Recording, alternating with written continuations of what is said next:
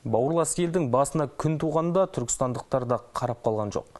Бүгін Түркістан облысының ақсақалдары Түркия жұртына көмек беру туралы бастама көтеріп, арнайы жиын өткізді. Сондай-ақ қаза тапқандар рухына Құран бағыштап дұға жасады.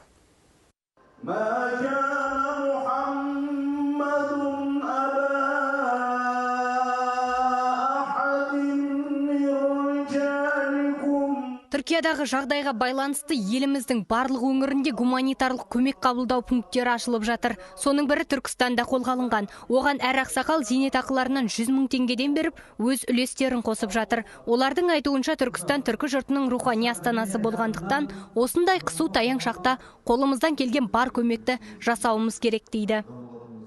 Шамамыз келгенше түрік ағайындарға жәрдем жасайық деген мақсатпен осы істі іске асыруға кірістік.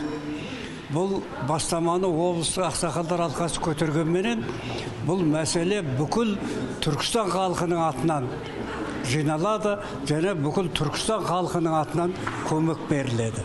Жұмыла көтерген жүк жеңіл демекші, бұл игі іске барлық тұрғындар атсалысып жатыр. Түркістандағы түркі мәдениет орталығы да зілзала аумағындағы бауырлас қандастарына 1 миллион теңге жіберген.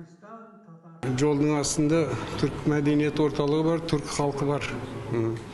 Сол бүгінгі күнде ақсақалдар, жастар бәрі қосылып, өз үлестерін жаңа әрекет жасап, жаңағы біреу киім әкеліп жатыр, біреу жаңа одеял әкеліп жатыр, соның бәрін ұйымдастырып, уже біз бір не жібердік, ақшалай. 1 миллион ақша жібердік өзіміздің жаңа түркі мәдениет орталығының атына. Түркиялықтарға жылу жинау әлі де жалғасып жатыр. Жиналған гуманитарлық көмек жұма күні ұшақпен Түркияға жеткізіледі. Балым Әлішер, Әділбек Сұлтанхан, Түркістан 24.